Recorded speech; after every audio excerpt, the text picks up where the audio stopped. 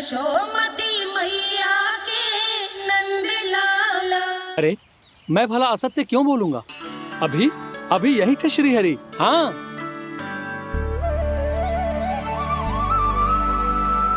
हाँ, जैसे श्री हरि को तो कोई कार्य है ही ना। वो तो आतुर होके बैठे रहते हैं कब तुम हरि हरि बुलाओ और वो दौड़े चले आए। भगवान तो भक्तों के पास आने के लिए सदैव आतुर रहते हैं। बल्कि सत्य तो यह है कि भक्तों के मन में ही निवास करते हैं भगवान। भगवान तो भक्त के पास आने के लिए सदैव ही आतुर रहते हैं शंकरी मौसी। बल्कि सच्ची बात तो ये है कि भगवान हमारे मन में ही निवास करते हैं। कम से कम तू तो इसे बढ़ावा मत दे जशोदा। जब देखो जब हरि नाम की रट लगाए रहते है। हरि बोलते बोलते ऐसो बावलो होता है कि सारा कार्य भूल जाता है। 2 दिन से अपनी मटकी के लिए चक्कर काट रही हूँ। अभी तो एक चक्कर और लगाना होगा आपको। आपकी मटकी तैयार हो गई है, अभी लाता हूँ।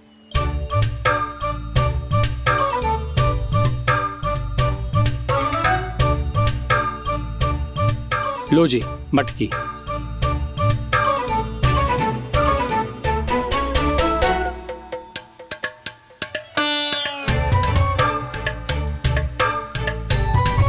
इस कच्चे मटके का क्या करूं मैं?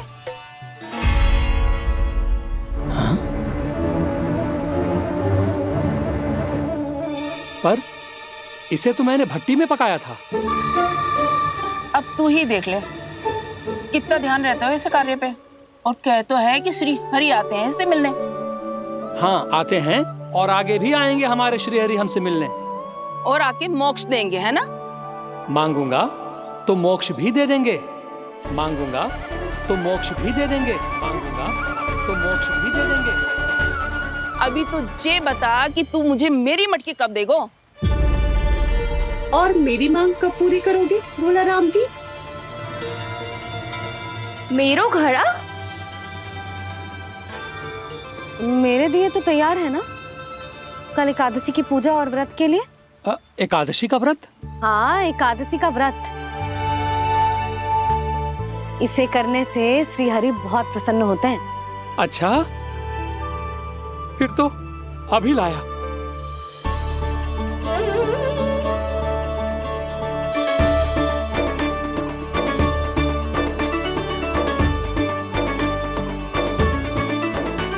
लो जी आपके दिए।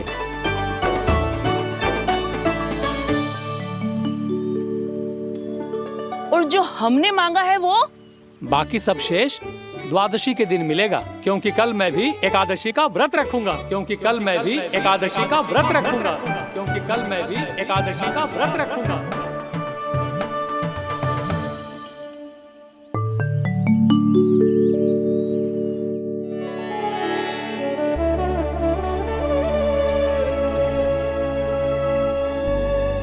जानकी, फूलों का प्रबंध हुआ कि ना? हाँ भाभी, जे रे। सदैव विलंब कराती है। पर भाभी इस बार तो फूल समय से ही लाई थी। क्या हुआ जशोदा? अभी तो पूजा की तैयारी ना हुई? देखो ना मौसी, ये जानकी ना कुछ छूट ही जाता है इसके कारण। एकादशी की पूजा और व्रत आते ही जसोदा भाभी इतनी वग्र हो जाती है। ऐसो क्या हो गो इस पूजा में?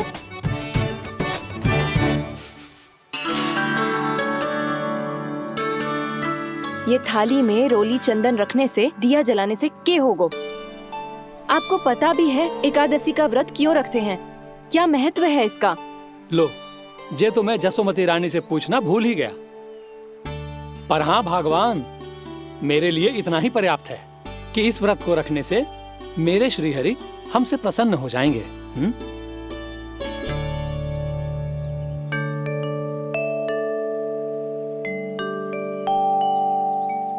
नारायण ही जाने ऐसे कैसे पूजा करते हैं जे श्री हरि की एक मूर्ति तक ना है इनके पास।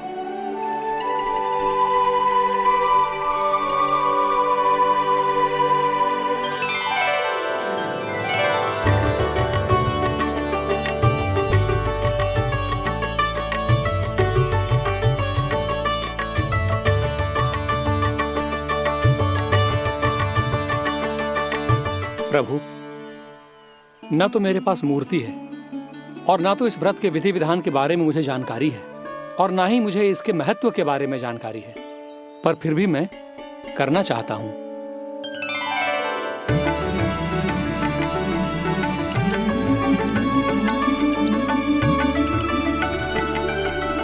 इसीलिए मैं दृढ़ संकल्प लेता हूं, पूरी निष्ठा के साथ, श्रद्धा के साथ और पूरी आस्था के साथ मैं इस व्रत को संपन्न करूंगा।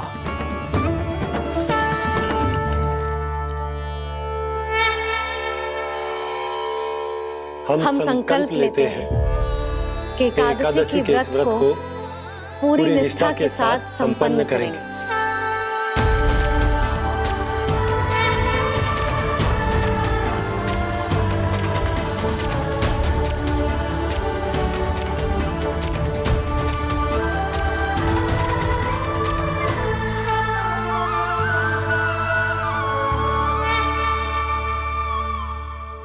तुलसी जी के पत्ते तो हैं ही ना। श्री नारायण को तुलसी जी के पत्ते के बिना भोग ना चढ़तो है। जानकी, तुलसी के पत्ते कहाँ हैं? भाभी, मैं तो कब से यही पूछना चाह रही थी कि तुलसी के पत्ते लाऊं क्या, पर आप तो व्यस्त थी ना। तुझे कितनी बार समझाओ है ना, यदि तेरे कछु करने से किसी और की कोई हानि ना हो रही हो या किसी के अच्छे कार्य में सहायता हो रही हो तो मुझसे आज्ञा लेने की आवश्यकता ना है। समझ गई भाभी, आगे से जाना उनको। ले अभी लेकर आती हूँ।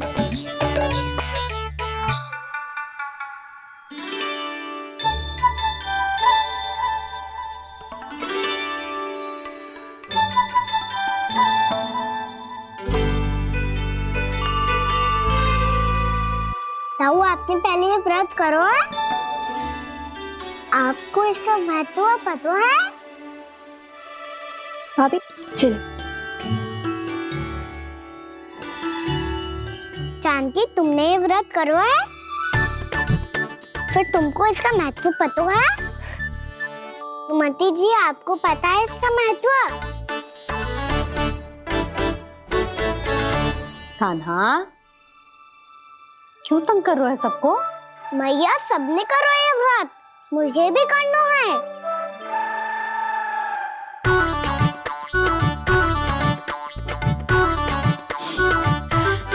ये व्रत केवल बड़ों के लिए होती है लल्ला। जब आप ये व्रत कर सकती हो, बाबा कर सकते हैं, ये सारी गोपियां कर सकते हैं, वो भी कर सकते हैं, तो मैं क्यों ना कर सकता? क्योंकि तू कल तक भूखा ना रह पाएगा लल्ला। जब भक्त रह सकते हैं, फिर मैं क्यों नहीं रह सकता? मेरा अर्थ है कि नारायण के भक्त मैया, मैया मान जाओ ना, मुझे करने दो ना ये व्रत। अपनी लल्ला पे आप विश्वास ना है आपको? विश्वास है। अच्छा ठीक है, तू भी कर ले।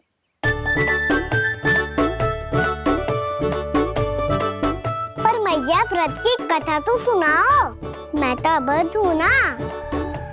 मुझे कैसा पता चलेगा कि ये व्रत करते क्यों हैं?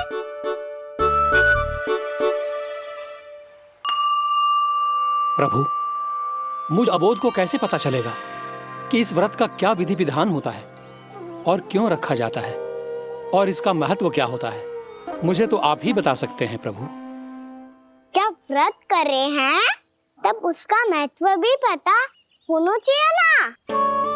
बताओ ना मैया, क्यों रखते एकादशी का व्रत? इसके लिए तो तुझे एकादशी की कथा सुननी होगी। सुनेगो ना?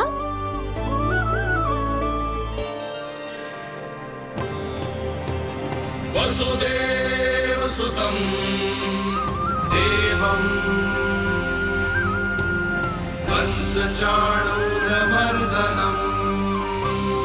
श्रीहरि,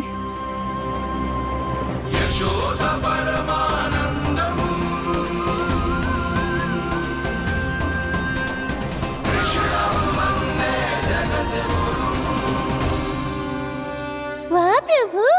अपने भक्तों को एकादशी व्रत का महत्व समझाने का अच्छा उपाय खोज निकाला है आपने।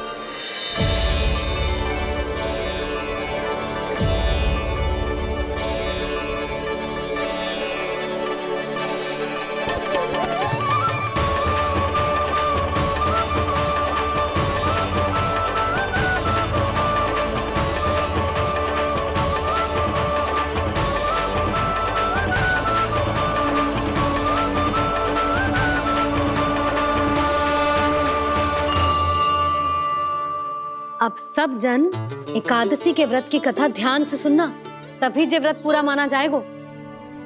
समझो लल्ला।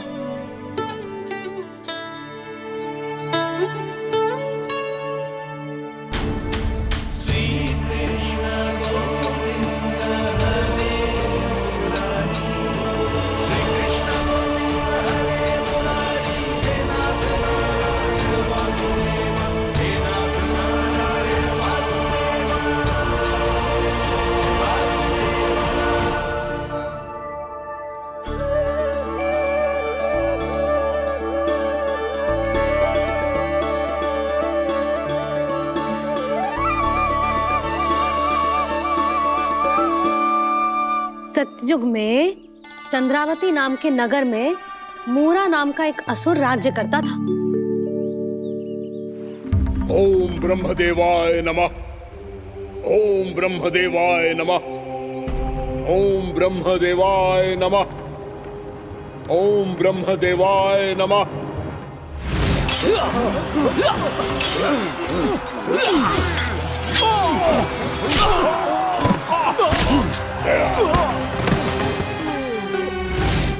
ओम ब्रह्मदेवाय नमः।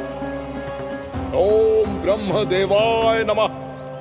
जब उसने देवताओं के हाथों असुरों की पराजय देखी, तब वो वरदान पाने के उद्देश्य से ब्रह्मा जी की तपस्या करने चला गया।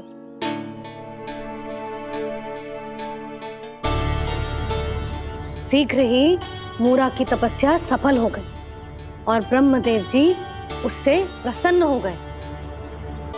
ओम ब्रह्मदेवाय नमः। ओम ब्रह्मदेवाय नमः। ओम ब्रह्मदेवाय नमः। ओम ब्रह्मदेवाय नमः। ओम ब्रह्मदेवाय नमः। ओम ब्रह्मदेवाय नमः। ओम ब्रह्मदेवाय नमः। ओम ब्रह्मदेवाय नमः। मूरा, प्रणाम ब्रह्मदेव। तुम्हारी तपस्या सफल हुई। बोलो, तुम्हें क्या वर चाहिए? सृष्टि के रचयिता ब्रह्मदेव, कृपया मुझे ऐसा वरदान दीजिए जिसकी सहायता से मैं त्रिलोकी विजयी बन जाऊं और कोई देवता मुझे पराजित ना कर सके। यहाँ तक कि देवताओं के रक्षक, सृष्टि के संचालक भगवान श्री विष्णु के लिए भी मैं अपराजय रहूं। तथास्तु, तथास्तु, तथास्तु। प्रणाम ब्रह्मदेव।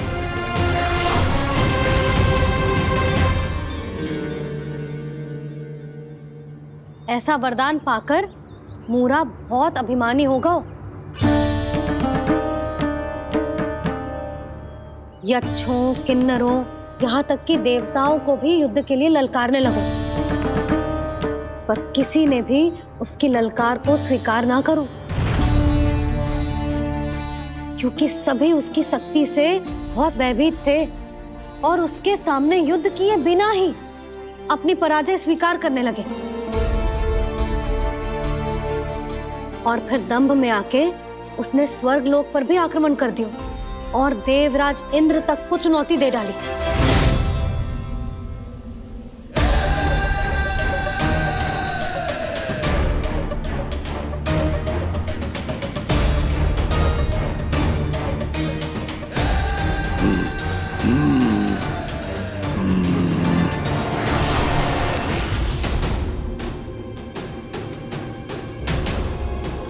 मैं प्रतीक्षा कर रहा हूं देवराज। क्या उत्तर है तुम्हारा? मुझसे युद्ध करोगे या फिर बिना लड़े ही पराजय स्वीकार कर मेरे अधीन हो जाओगे और सौंप दोगे मुझे अपना ये स्वर्ग लोक? सारी शक्ति तुम्हारे मुख में है या कुछ बाहुबल भी है तुम्हारे पास? मैं तुम्हारी चुनौती स्वीकार करता हूं मूरा। मैं तुम्हारी चुनौती स्वीकार करता हूं मूरा।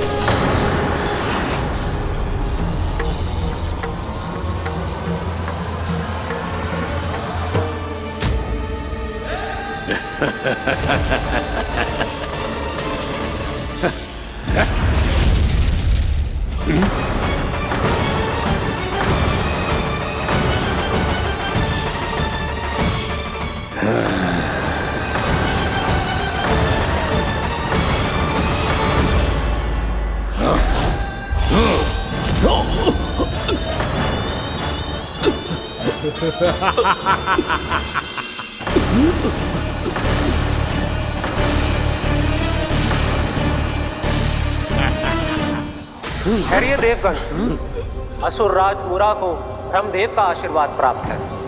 आप में से कोई भी इन्हें पराजित नहीं कर पाएगा।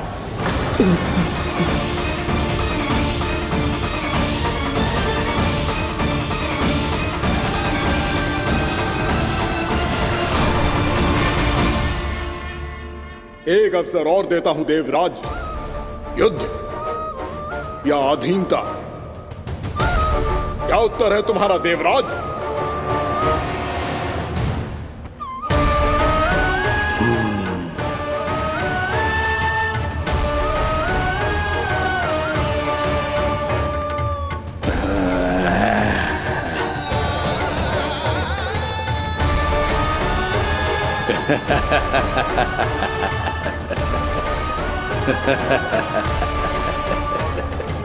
इंद्र और सभी देवताओं ने मूरा के आतंक में आके उससे भयभीत होके अपना सिंहासन छोड़ दियो। अब मूरा स्वर्ग का अधिपति बन गयो और शीघ्र ही उसने अन्य सभी असुरों को स्वर्ग में निवास करने के लिए आमंत्रित कर दियो। और इस प्रकार से वो धीरे धीरे तीनों लोकों का सम्राट बन गयो। उसे किसी ने रोका नहीं मैया? ना लल्ला, इतना साहस किसी में था ही ना। और फिर जे निश्चित करने के लिए कि भविष्य में किसी और असुर की मृत्यु ना हो, वो यमराज पे भी विजय प्राप्त करने के लिए यमलोक की ओर प्रस्थान कर दियो। वो तो अपने आप को और सभी असुरों को अमर बनाना चाहता था। पर देवता और यमराज भी उसकी ये योजना समझ गए थे। इसीलिए उसके आने से पहले ही सारे देवताओं ने श्री नारायण से सहायता के लिए गुहार लगाई। अब केवल आप ही कुछ कर सकते हैं प्रभु। अभी तो मूरा केवल त्रिलोक का स्वामी है, और यदि उसने यमलोक भी जीत लिया तो वो जीवन को ही नियंत्रित नहीं करेगा प्रभु, वो मृत्यु का भी स्वामी हो जाएगा। ऐसे में पहले सृष्टि का संतुलन तो नष्ट होगा प्रभु, और फिर स्वयं सृष्टि ही नष्ट हो जाएगी। ऐसा नहीं होगा यमदेव, नियति ऐसा होने ही नहीं देगी। विधि रचेगी खेल और मैं बनूंगा माध्यम। असुर राज मूरा का सामना मैं करूंगा। बस आप मुझे चुनौती देने के लिए उसे तैयार कर लीजिए, चाहे उसके लिए आपको साम दाम दंड भेद कोई भी उपाय क्यों ना अपनाना पड़े।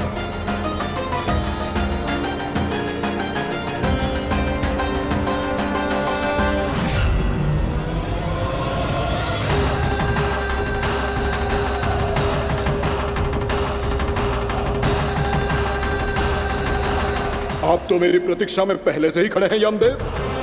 तब तो आपने मेरी चुनौती के बारे में भी सुना ही होगा।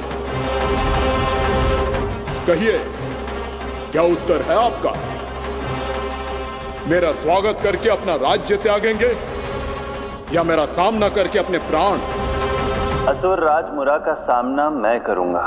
बस आप मुझे चुनौती देने के लिए उसे तैयार कर लीजिए, चाहे उसके लिए आपको साम दाम दंड भेद कोई भी उपाय क्यों ना अपनाना पड़े।